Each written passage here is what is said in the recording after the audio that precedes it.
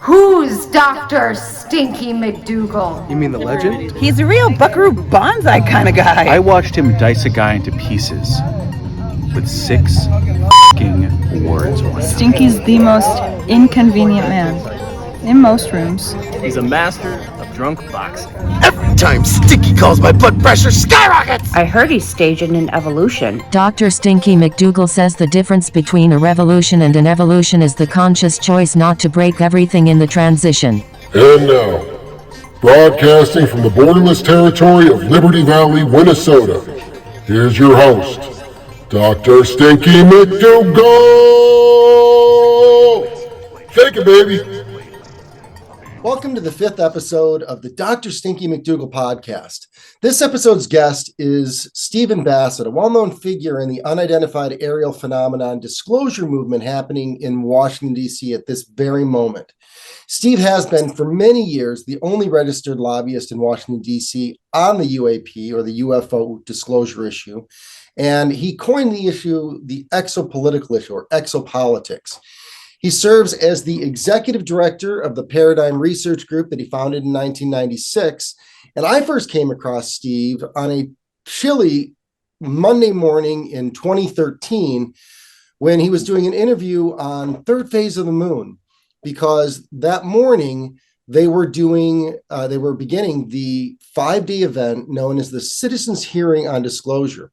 And I've done a much longer introduction about Steve on that video because I really had to sit back and take, some really good look at just how influential his work has been, not just in my work, because my understanding of the UFO issue has been formed by the Citizens Hearing, but how millions of people have, because it was a seminal changing moment in our time.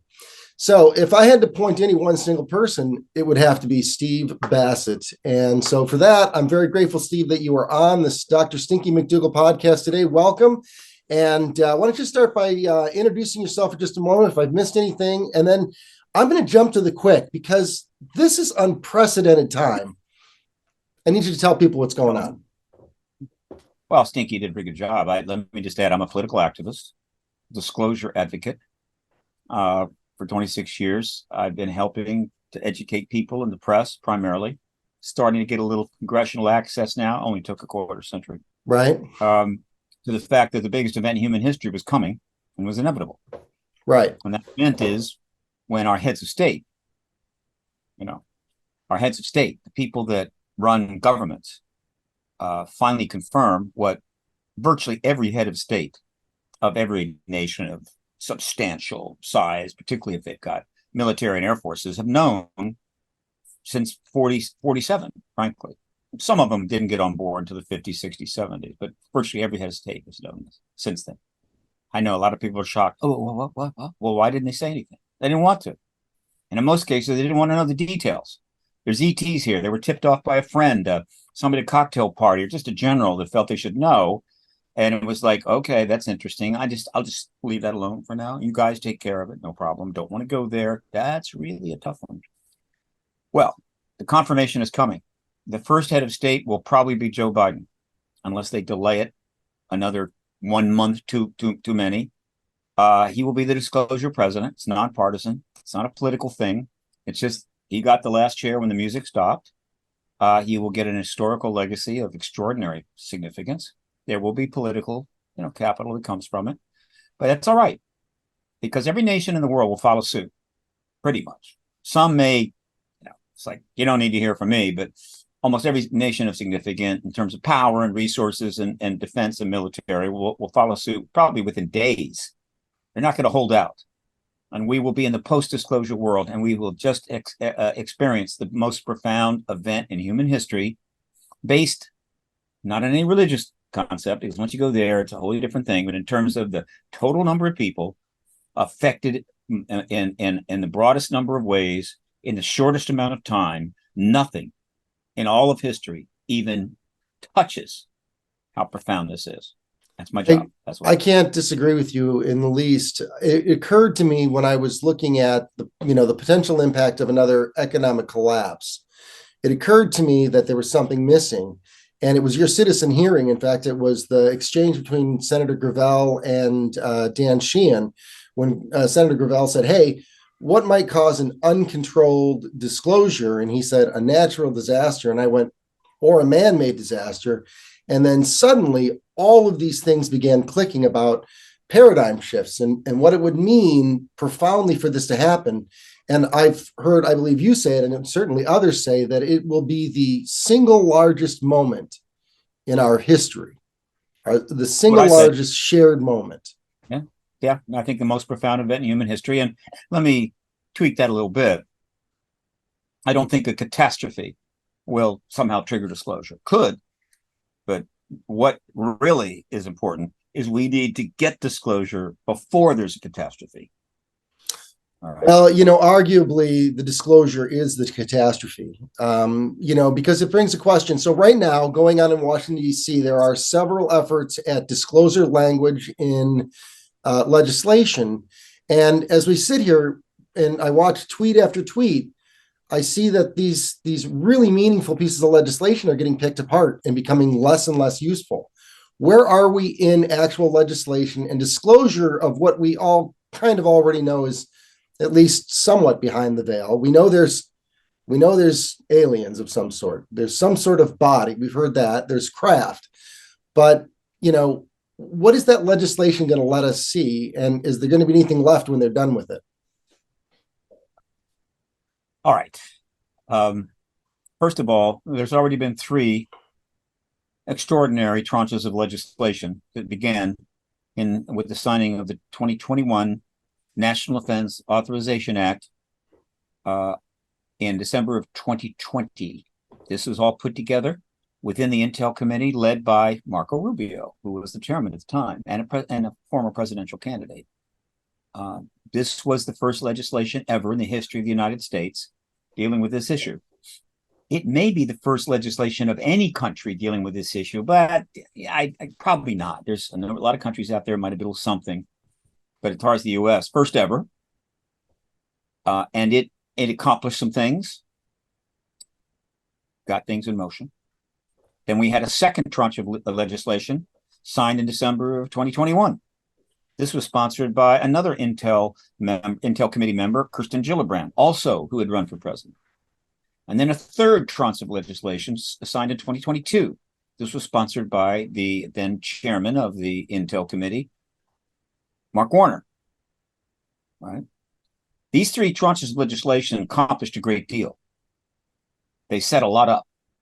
They established a number of protocols and dealt with witnesses and so forth. And I invite people to go and read them. Now, I'm going to do something soon, something that I've done with the current legislation pending, is I'm going to take the bill and I'm going to convert it into that language, or not that language, but that structure, which is very hard to read, into a nice PDF file, Word type PDF file, single space. Might even highlight a few things. I'm going to get all 4 of these things out. I'm going to put the links up on my website and spread them wild, and people can read them comfortably. Okay. Now, the 4th piece of legislation is really the final piece that was needed. And what do I mean by needed? And this is the point that I've been hammering home in more podcasts than I can possibly remember for some time now. And it's this point that everyone needs to get if they want to stay sane during these final days. Right? And it's this. It's not complicated, but some struggle with it. And that is the United States of America, the people that run it, or at least within the people that run it, people that have a need to know or have been tipped off. And this is probably true of almost all of our major allies, which would include the UK, Canada, Australia, and many others, have known about the extraterrestrial presence since the 1940s. 47 at least, possibly 43. And whenever they delivered that saucer that crashed in Italy, but I think that was delivered maybe after Roswell. I'm not sure. Doesn't matter. Since the 40s, they've known. They've known about it. They've studied it. They've obtained crash vehicles.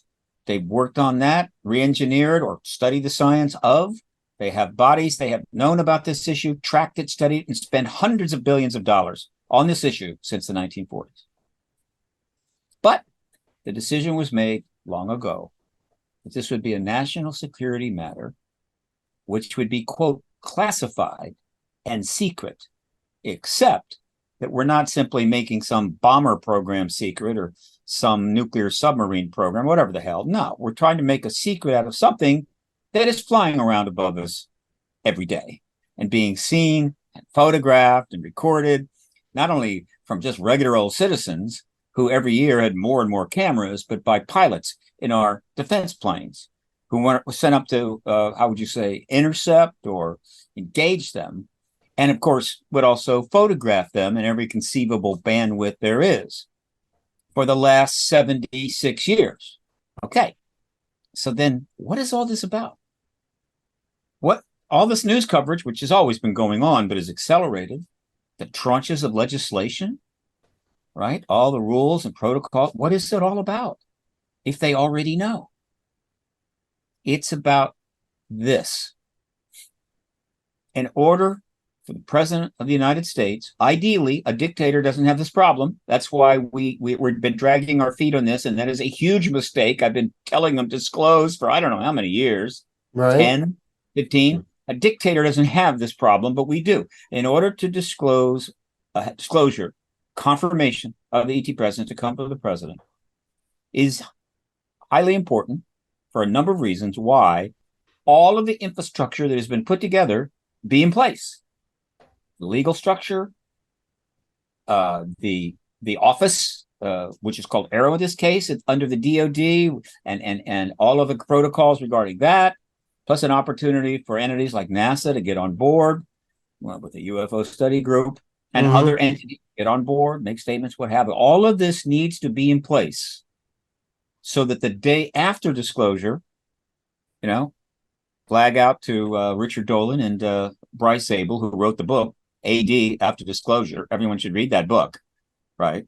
I mean, seriously, everyone should read that book. The day after disclosure, there will be some semblance of order and sanity, right? There will be excitement. There will be intensity.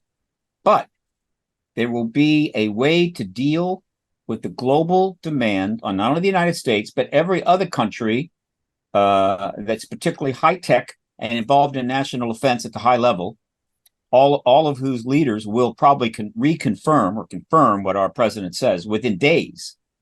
Right. It's not going to be coordinated. They can't be sending out emails to all these people and say, the president's going to announce the ET presence Friday night. So you should be ready to. No, you don't do that because it'll leak all over the place.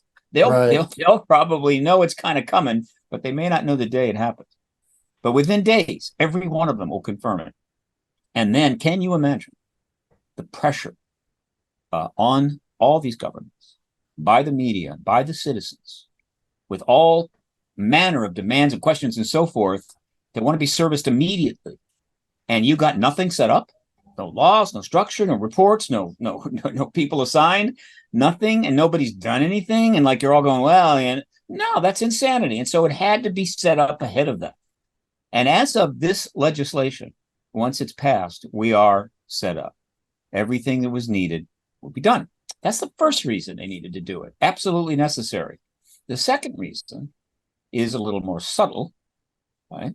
But this has been a rather extraordinary period in history. I happen to think that the 76 years since 47 tops almost anything you can find. And one of the most extraordinary aspects of this period is that the governments of the world, for various reasons, most of the government, all the governments in what we'll call the democratic world, they call it the West, whatever.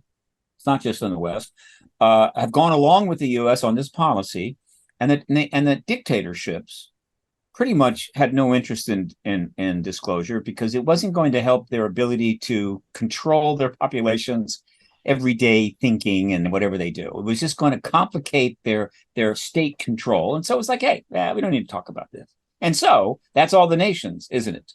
And so for 76 years, all of the nations of the world have been able to maintain an embargo on the most significant phenomena in the history of the world while it was being observed every single day somewhere on the planet, when it was being covered by the media, covered, not investigated, to the tune of probably somewhere in the range of 70,000 articles, if you count all English language press and foreign press over the last 76 years, 70,000 articles writing about this, writing about that, untold matters of research, activism, documentaries, thousands of books. They have been able to maintain that embargo in spite of all that for 76 years. It is one of the greatest accomplishments of any government or group of governments ever. Nothing touches it. You want to hear what's really funny about that thought is years ago, I came across the document that the CIA created back. It was either in the 50s or the 60s. I think it was back in the 1960s. And it was talking about ways to disrupt communist efforts. And it said, one, after you've infiltrated the organization, recommend that they set up as many committees as they can. And then when you get in there, debate everything completely and ad infinitum in order to stop anything from getting done. What better definition would you like for how the UFO issue has been kept from anybody's knowledge or hands? You're in the ballpark. The fact that truth embargo, again, one of the most remarkable things I think ever accomplished by any governments. Again, if a dictatorship had done it, dictators don't have this problem. They can either choose to do it or not to do it. A couple of people come forward, write a nice book like Richard and Bryce, and then they disappear. But that makes the point to the question of someone such as Sir David. Oh, what's the United Nations? It was Gary. Yeah, Sarah Gary. I had his name in my head in a second. Yeah, right. So here you had an individual who had the power to do that, who said, I had recovered materials, so the story goes, sets up a committee within the United Nations for this to be dealt with, and then his nation gets invaded or actually gets overthrown. That's not quite it, but you're in the ballpark. Am I in the ballpark? But the point I'm making is that the truth embargo, which I wanted to make a documentary about forever. I've taken 2 shots at it, both failed. But hey, it ain't easy. Maybe I'll get lucky and somebody will give me $4 or $5, $6 million and I'll make that documentary. The story of the truth embargo is probably even more interesting and more useful to us than the story of the ET phenomena for the last 76 years, which is a pretty big story. There's several moments where we'll look back and go, oh my gosh, he was telling us the complete truth, or this was the absolute importance, and we just ignored it. So, but I'm trying to make a point here, and that is this, that they pulled it off by lying and misrepresenting the reality for 76 years. And very soon they're going to have to say, there's extraterrestrials here.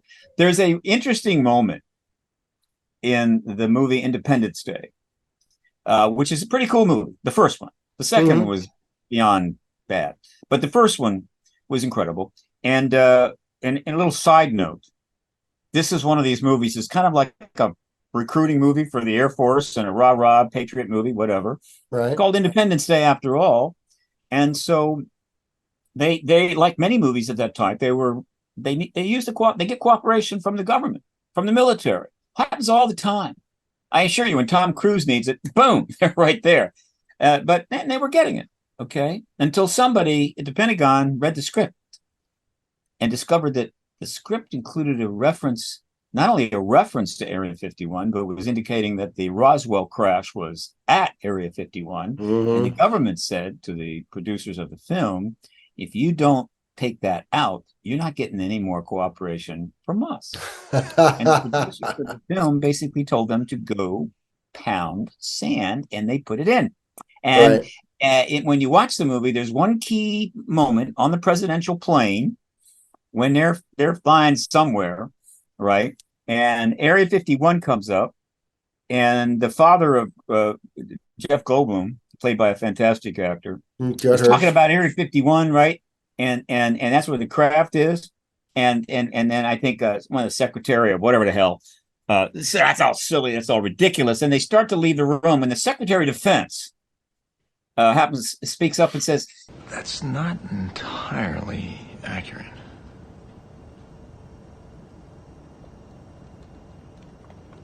What? Which part? Well, that's not exactly right. Yeah, that's not exactly true. Not exactly true. And I think that was put in there specifically to tell the government to go, where the sun doesn't shine.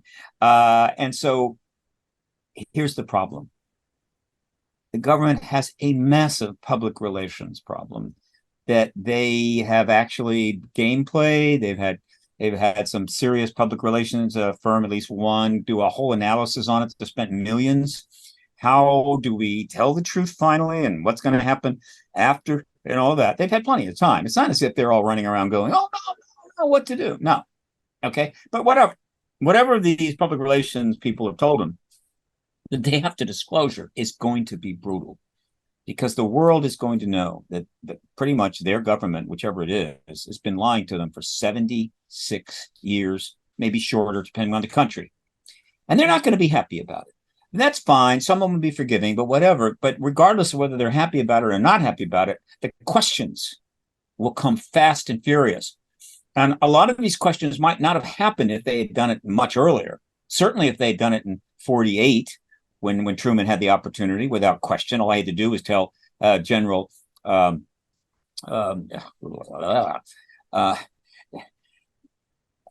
Ramey, General, look, just sit on this for a couple of weeks. We need to think this over, okay? Just don't say anything, right? Just don't do anything. We got the press releases out, but don't panic. We're going to think about this, and then come back and say, look, we're just going to tell the public about this. The public is strong. We just defeated the Axis powers. The government's beloved. They need to know, and they could have done it. They wouldn't have had this problem. They could have done it in 53 after the huge overfly of Washington over a period of 2 weekends, where the crowds were all over the place, flying over the Capitol and the Pentagon. They did everything but land on the White House lawn, and it caused all kinds of consternation. And it was press release and this and that and everything else. There weren't any iPhone cameras back then. Too bad.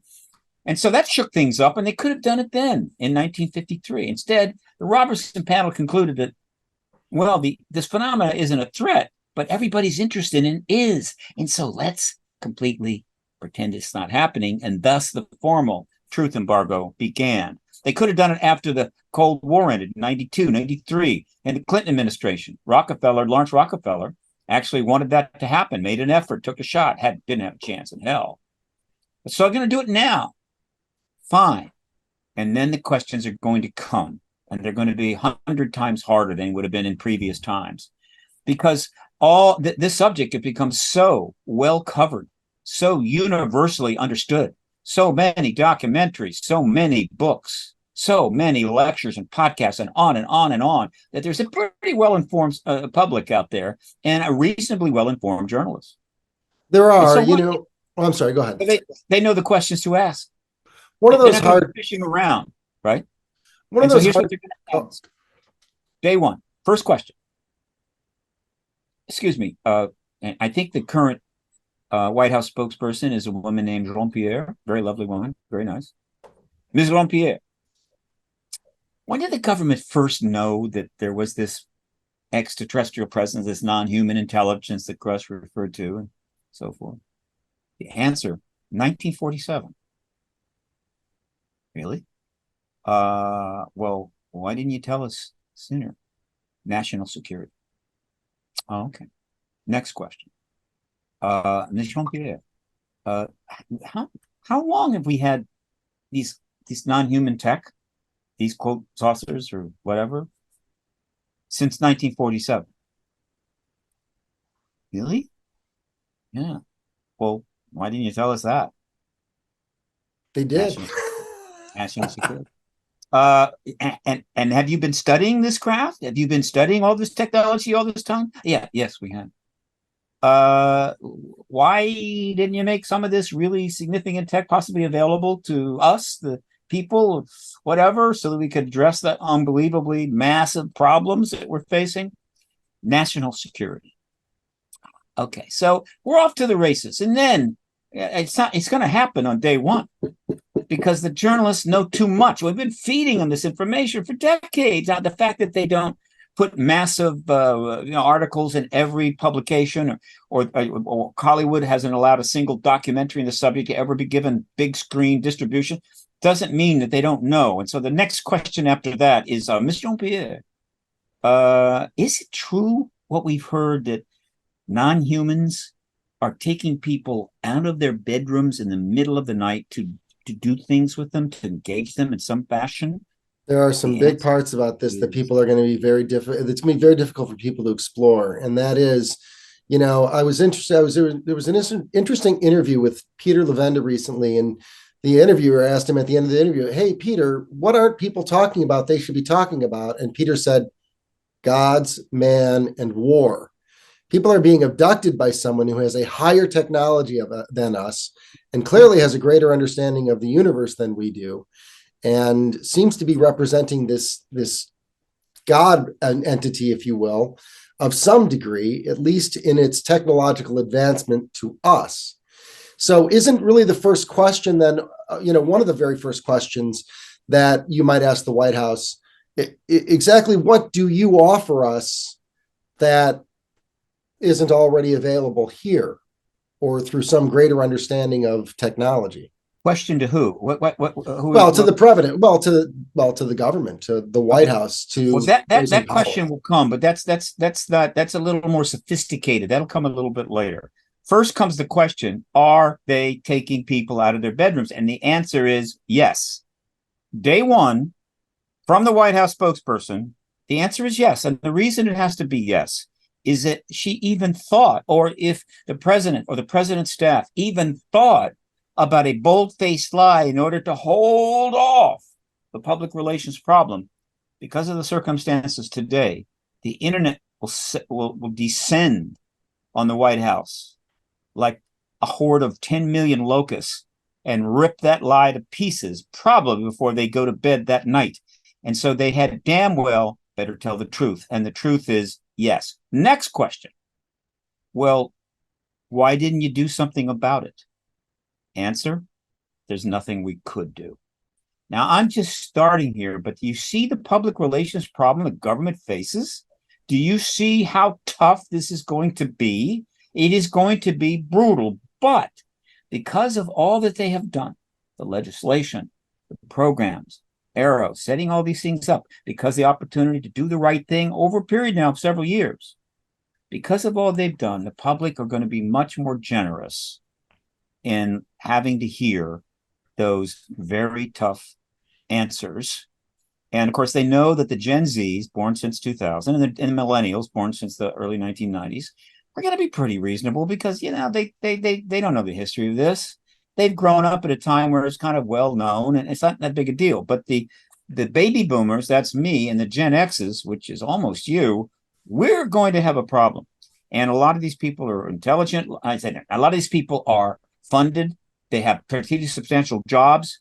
And so their opinion is going to matter, and they're going to be upset, but they'll be less upset because the government has prepared the way. It is a public relations driven extrication project in which they are misrepresenting, having to stay within certain boundaries, and maybe even the lie or two, in service of ending an even bigger lie. All right. That is what this is all about. And that hopefully is going to end within a couple of months. One of the things that Tom DeLonge has been doing is has been trying to tell the story in a holistic way. Of course, with his works as nonfiction, historical nonfiction, God's Man in War, the Secret Machine series, the Cathedrals of Glass. This is arguably, according to Tom, this is the plan for distributing this information, for getting out the ideas of what happened. What is the plan? What plan are you talking about? Well, I mean, if you've been watching Tom's work and who he's partnered with, obviously with Peter Levenda, he's done God's Man in War, exploring the idea that there is an entity here that is well advanced of us, that man is here as a direct result of that God, and that war is simply a tool used perhaps by the God to keep us in a controlled and weak state. Okay. And interesting. And but so is that the government's plan? No, that is the plan of Tom DeLonge.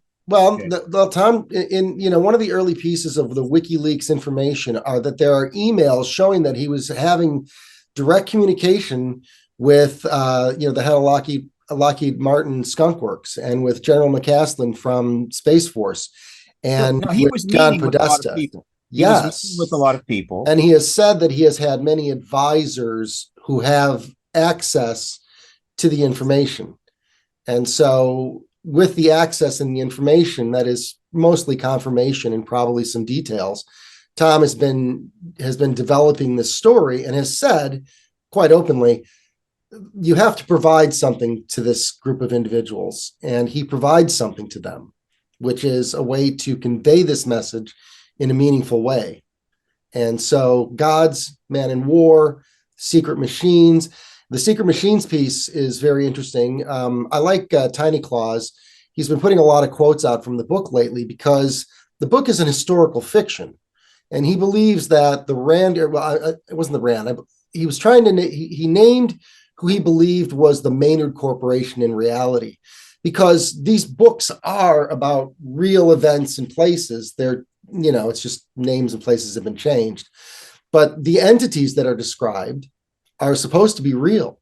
And the events that happen, for the most part, are meant to be real events that are sharing why it's in the condition, if the condition that is of disclosure is in today. Let me just say, are you with Tom's work? And let me say, history will sort all this out. Okay, history will sort all this out in good time. And beyond that, what can I say? I'm pretty much a nuts and bolts guy. I don't deal in fiction. I don't talk in fiction. I don't write fiction. I'm only interested in what evidence is there for what the ETs are doing, what the government is doing, which we do have a lot, though not as much as we want, because obviously the government has withheld most of it and undermined a lot of it, misrepresented. So it made it tricky, but that's the zone that I operate in. So beyond that, I can't speak to those other areas. Yeah, no. So then let's look at that. Let's talk for a moment about some of the phenomenon that have happened here in America that have driven specific moments in our history. For example, you had the famous swamp gas experience, right? So there was a sighting in Michigan. There was a flight out to Michigan of some scientists to look into this. And if you'll pick up the story, how does a story like this get used? Was this, do you think they just took advantage of the situation, or how much of this was a manipulation in the past? Who took advantage of the situation? Who are you referring to? Well, that's the question. Are the ETs taking advantage of these situations in order to manipulate us and to put these types of barriers to our knowledge in the way? I don't know much about ET agenda. I mean, I have some views about it, more macroscopic views. But when you get down to the granulars, I have no idea because they don't contact me. They don't have anything to say to me. It's speculation. But here's what I do know about that event from the standpoint of the truth embargo and a terrestrial perspective, is that it was a significant event because things happened, right? Some important things came from it, as opposed to the countless other tens, if not hundreds of thousands of events that have taken place. This is a fairly significant sighting in a state in which Gerald Ford was one of the members of Congress. And J. Allen Hynek, a great American hero, should get something, right? Was, again, the chief science officer for the Air Force's Blue Book. And so he was sent to deal with it. I don't think at the time that Dr. Hynek went up there, he had arrived at the point when he sort of understood that the whole Air Force Blue Book program was a ruse. It was a fake, right? It was a fake punt, and ultimately separated from it. I don't think he was still trying to, quote, understand this. Eventually he realized that he wasn't supposed to understand. He's supposed to debunk it. And so, but a lot of people were starting to get that feeling. So already by then, Blue Book was still, the smarter people, not the smarter people, the people that understood the phenomena, researched the phenomena, going, this is not kosher. And so when he was giving a press conference, he just happened to mention a couple of possibilities that might explain what these students saw. And he just happened to mention swamp gas. And I don't think it even occurred to him that, that was a fumble, right? That they're going to pick up the ball and run pretty far down the field with that. I don't think he even thought about it. but he's operating from the inside out, dealing with the Air Force and all the nonsense they're telling him. And so he's not really attuned to the public. And there wasn't a lot of internet back then, as I recall. And so that thing hit the public through the media like a punch in the stomach. And they go, are you kidding me?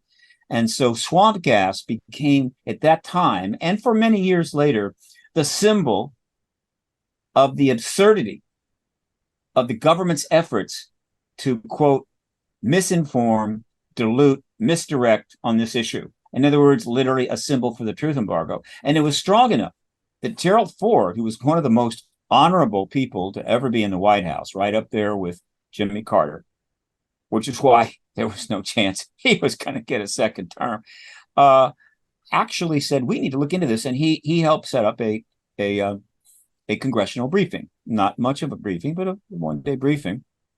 And there were some people that came in. I assured there was no chance it was going to go anywhere, but at least he tried.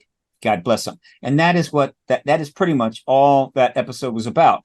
Now, swamp gas, as we went for decades and decades, was something that was used to toss out, to sort of express one's disgust for the truth embargo. The downside of that is that a lot of people developed a very negative opinion of Dr. J. Allen Hynek because they took that as his deliberate attempt to undermine this thing by saying that's something that absurd. That is not what happened. He did not attempt to do that, but he took the hit for it. But I assure you, one of the phrases that I use often is that one of the effects of the truth embargo, pretty much the whole 76 years, or in general, is the truth embargo will make fools of us all, one way or another, and I include myself. Sure. Well, speaking of that, so you have had privileged access and listened to, obviously, countless speakers over your life. Is there someone in particular that you don't think most people know about, whose story was, for you, profoundly changing, that you'd like to share? You mean for me, profoundly changing? Yeah, it changed the way you look at this, at what's going on. It changed how you interact with the information around you. Well, let me answer it this way. The person that essentially assured that I was going to just leave my previous life behind, which was about as unimportant and insignificant as one can get, and go into this issue with serious intent. In other words, for the first time in my life, get really serious about something and give it my all, even though I had to volunteer. I say, it wasn't going to make any money, was John Mack. Dr. John Mack, the Pulitzer Prize winning Harvard-trained psychiatrist that was working and head of, I think, psychology at the Cambridge Hospital, who had in the early 1990s set up a program within his coalition for, sorry, I don't know it, but within a larger 501c3 called the Program for Extraordinary Experience Research. And it's set up in an office in Cambridge, and they were working directly with contactees to try to understand what was happening to them. He was interviewing them, he was regressing them, and trying to build some scientific understanding of it, and eventually published a couple of papers. In fact, in 1992, along with the assistance of David Pritchard, who was a professor at MIT, they were able to hold, not sponsored by, but hold at MIT, a symposium on contact, and then put up a massive book about it. Hang on a second. Just a second. This is absolutely fascinating. While you're looking for that book, I'll just mention that I can't not agree with you on the importance of Dr. Mack. I had began looking more closely at the phenomenon after the citizens' hearing, and I started, picking pieces to work through, and I did. I had to say to myself one day, this is really uncomfortable material, but I need to look at the abduction phenomenon.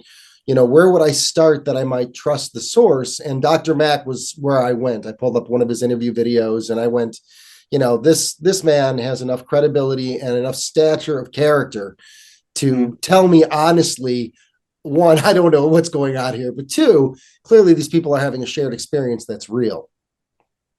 Not enough credibility because Harvard University tried to destroy it to its everlasting disgrace. And they will answer one day for this. But in any event, this was the book. Take a look.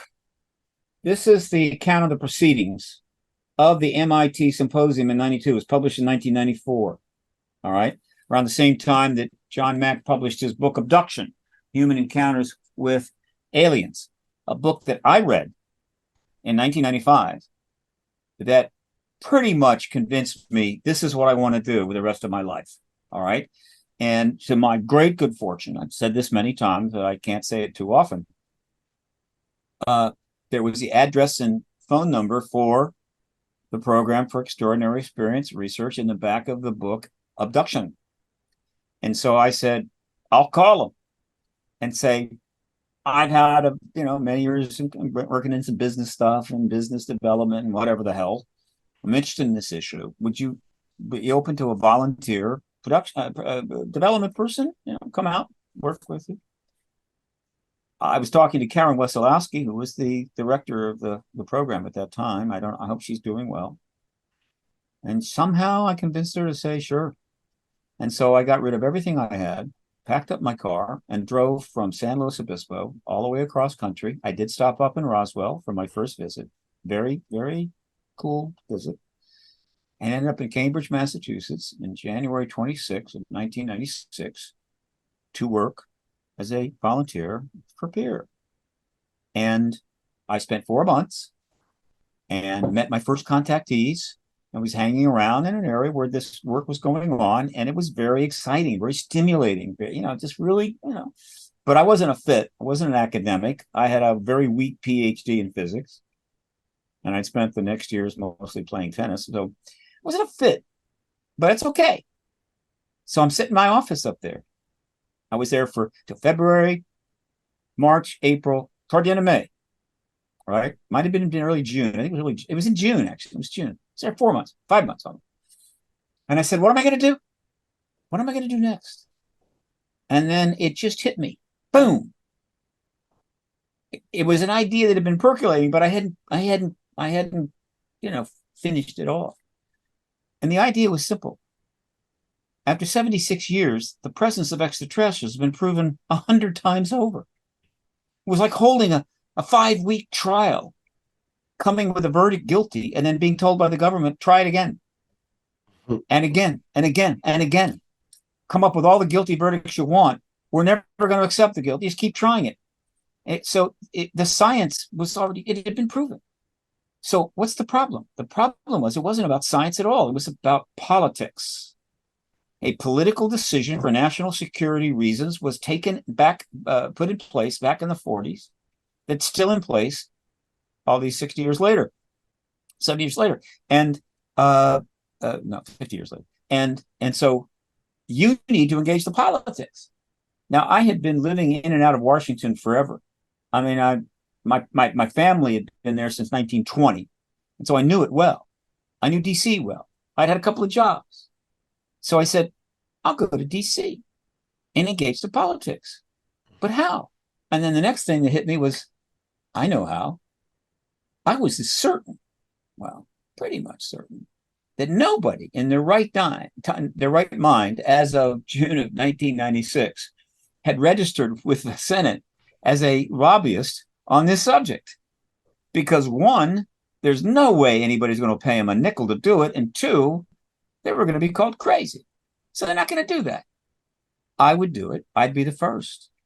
And I got all my stuff together. I went as fast as I could. And I finally got down to Washington, D.C. I arrived at one of the family homes on July the 4th, 1996. Oddly enough, I'm not making this up. Set up an office and immediately registered as a lobbyist. The first person to do so. Because I knew that all the lobbying registrations are tracked by the newspapers, the Washington Post, Washington Times, whatever, the Star at the time. They track that because there's news there.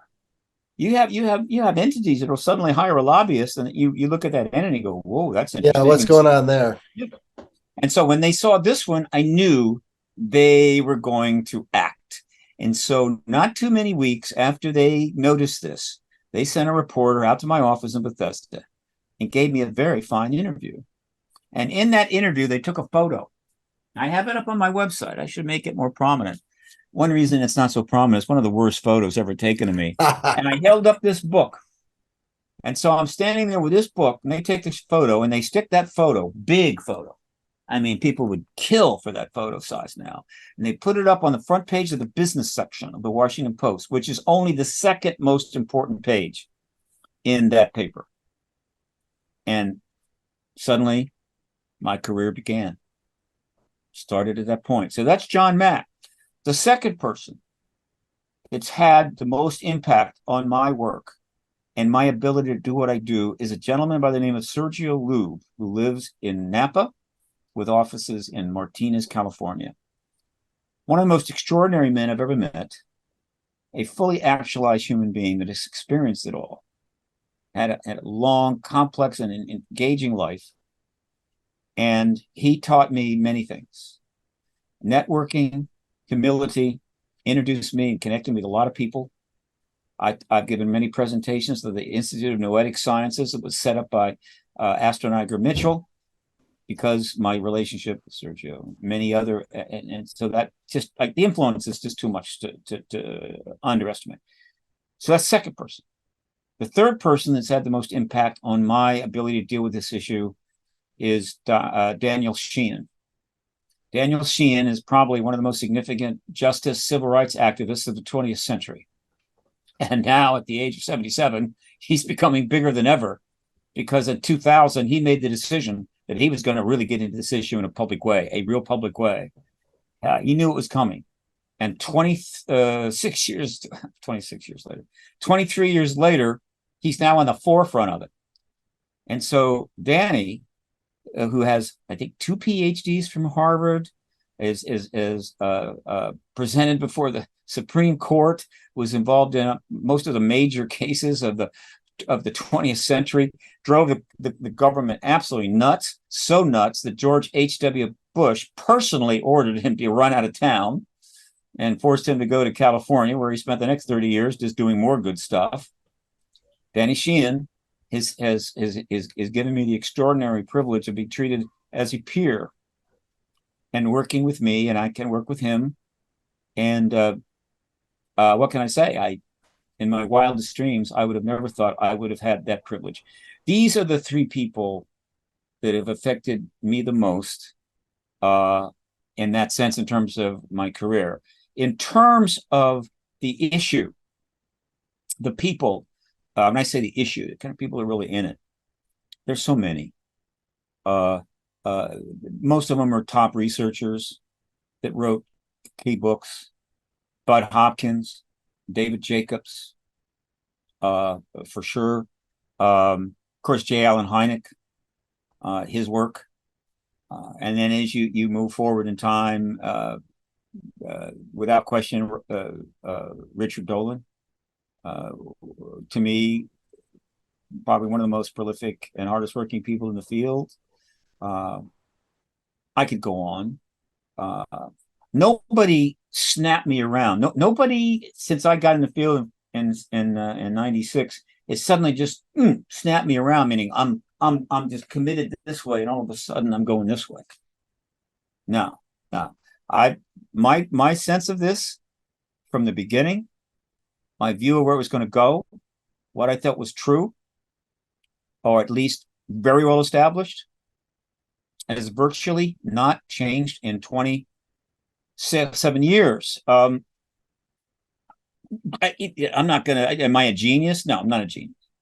Lucky, maybe, maybe, but mostly for a couple of reasons. Because I had no biases. I arrived at this issue at the age of 49, pretty much a mature man, finally. And I'm not religious. I have no religious, how would you say, aspects. Don't practice it, what have you. Nothing against religion, you understand? So that's helpful. I was educated in science. And science, to me, is one of the greatest achievements in all of human history. And so much of what we have today comes directly from science. And those that don't like it, well, fine, go live, in the year, I don't know, 4000 BC, see what you think, or even the Middle Ages. You'll love that, right? Science is accomplished more than we can ever imagine. It's an unbelievable tool, and that's where I'm grounded. And Occam's razor, right? Occam's razor is a simple concept that's kind of within the scientific method, though it really extends beyond that. And that is the simplest, most straightforward explanation for something is, in most circumstances, going to be the right one. And so if you want to go out and just go out in the left field, up in the stands, all right, want to get up in where the restaurants are, up or whatever, feel free. But if you think that's improving the likelihood that you have figured something out, you are mistaken. So you stay with Occam's razor, you use the scientific principle, right? You don't give in to any biases, including political biases. And trust me, I've got a very strong political worldview that I work very hard to keep the hell out of my public work. It's not relevant, all right? But that's fine. I'm not bragging, except that I knew that I had to keep that political bias out of my work as an activist in this issue as much as possible. And so I have come up with some political views related to the ET issue. And I'm sensitive to the fact that are these interpretations of the phenomena and what we know about extraterrestrials and where what their agenda might be and where they're going and so forth, the product really of my political bias as opposed to observing what's happening and making a, quote, non-biased opinion. I do my best. I suspect in the end I will learn that some of my things were pretty much were biased and may still be right. But if they're wrong, I'll probably realize, well, I was letting my politics get in there. So that's in a nutshell how this thing has worked for me and who's helped me. So many other people. I mean, I could go on all night. I'm a big fan I have never had a salary in all these years. Everything I have done pretty much has been supported by people who gifted me money to do my thing. Very good. Very good. I'm a big fan of Dan Sheehan myself. My first exposure to him being, once again, the Citizens Hearing on Disclosure. I try to explain to people, when I'm telling the story, you don't know Dan Sheehan's name, but you know Dan Sheehan's work for certain. And when I list a few of the things that he's done, people are always aware of Dan Sheehan's work. And so I was so jealous. Joe said he got to be his roommate at the Citizen Hearing. And I thought, boy, if you could been a fly on that wall up all night with those two, would have been probably one of the most interesting nights of my life. And so if you look at Dan's work today, he is one of the lawyers representing Daniel Grush in his whistleblower complaint. Is that correct? You don't think so? Charles McCullough represented Grush in his complaint to the Intelligence Inspector General. I don't think Danny has been Grush's lawyer. I could be wrong. Okay. Now, Danny was definitely a lawyer for Luis Elizondo, may still be, and he represented Elizondo. There you go. That may have been what I was thinking of. DOJ Inspector General's office. But let me just say this. Danny is all over this issue, right? Yeah, I would not want to get an argument with Dan Sheehan. Yeah, he's on the Hill. He's in the IG office. He's been over the DOD. He is everywhere. And so, and he's finally completed setting up his new think tank, New Paradigm Institute, which was set up specifically to deal with the post-disclosure world. They've gotten some money. They're going to get millions more. Anybody who wants to donate, newparadigminstitute.org. Okay. He needs another 10 million. No problem. Right. And there's so many people out there that have $10 million just in a cookie jar in their kitchen. But he's developed that New Paradigm Institute. He's got an office in DC already. They'll have an office in Los Angeles. The office in DC is 1 block from the Capitol. You could hit the Capitol with a 9-iron. Right. My office in DC is 2 blocks from the White House. I could hit it with a 3-wood. And my entity is called Paradigm Research. Do you see where this is going here? Yes, paradigm shifts are a thing. I just have all these. I have a very profound memory of just once I began exploring this question, having paradigm shift after paradigm shift, where you look at the information, you can't continue without assimilating this information. That is what a paradigm shift is. And it's true. If people understood what a paradigm shift was, and then secondly, why they exist and how you create them, you start to realize they're very much about what we talk about when we say, raising your vibration. It's just about having more information and understanding more of the reality around you. And to do that, you have to often shift your view of the things that are influencing you. And one of the things that's influenced us in huge ways is, without question, the extraterrestrial phenomenon occurring around us.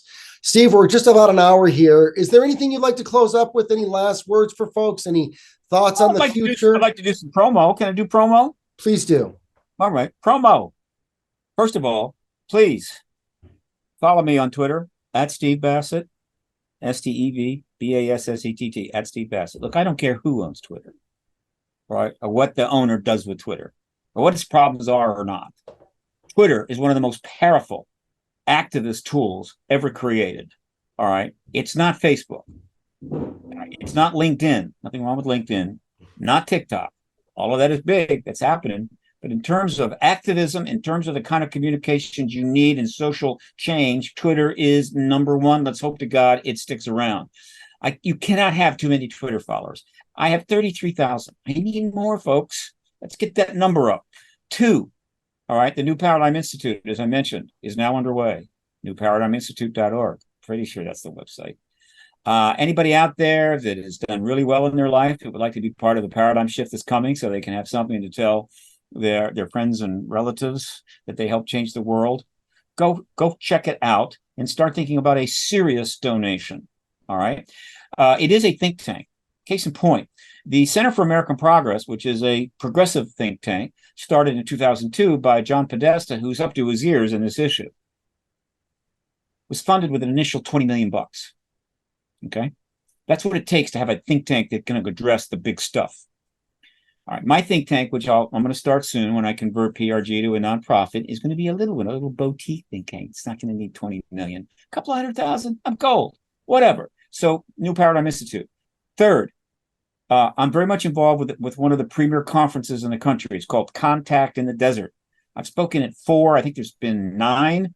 The next one is May 30 to June 3.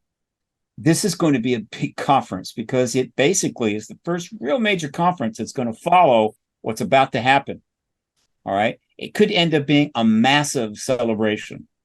If you want to be at Contact in the Desert, Indian Wells, California, May 30 to 2003, you can buy your ticket whenever the hell you want to, but you've got to book your room now. Unless you're going to drive back and forth to LA, you book your room now. There will be no rooms available. All right. So that's another promo. ParadigmResearchGroup.org. If you go to that website, you can subscribe. Please subscribe. It's up in the upper left-hand corner. It's a little grayed out, but you can see it. Subscribe to my email list there. All right. Yes, I have a Facebook page, but I have no friend space left. But Paradigm Research Group has an unlimited number. You can check in and follow Paradigm Research Group on Facebook. I am on LinkedIn. Search me out, Steve Bassett. I love LinkedIn. LinkedIn is an incredibly significant and valuable networking of a type. And it's not Facebook, it's not Twitter, but it's in between and it's very good. So join me there. Any other promos that I can think of? I mean, now there's other conferences coming up. I will be speaking at the Conscious Life Expo, where once again 25,000 people will fill up the LAX Hilton, and there will be no place to park in the parking garage, I assure you. That'll be kind of a celebration. That's in February. Something big things might happen by then. So I will be there and speaking that as with a lot of other people. So Conscious Life Expo, not that they need more people, but what the hell, right? And that's kind of it for now. I appreciate the promos. All right, really good. Hey, I very much appreciate you coming on the show here today, Steve. Stephen Bassett, Paradigm Research Group. I'm with you on Twitter. I'm a subscriber on a number of things. And if you catch my intro video with Steve, you'll see I've actually done a little work with him way back in the day, and it was a lot of fun. With that, thank you, everybody, and peace out.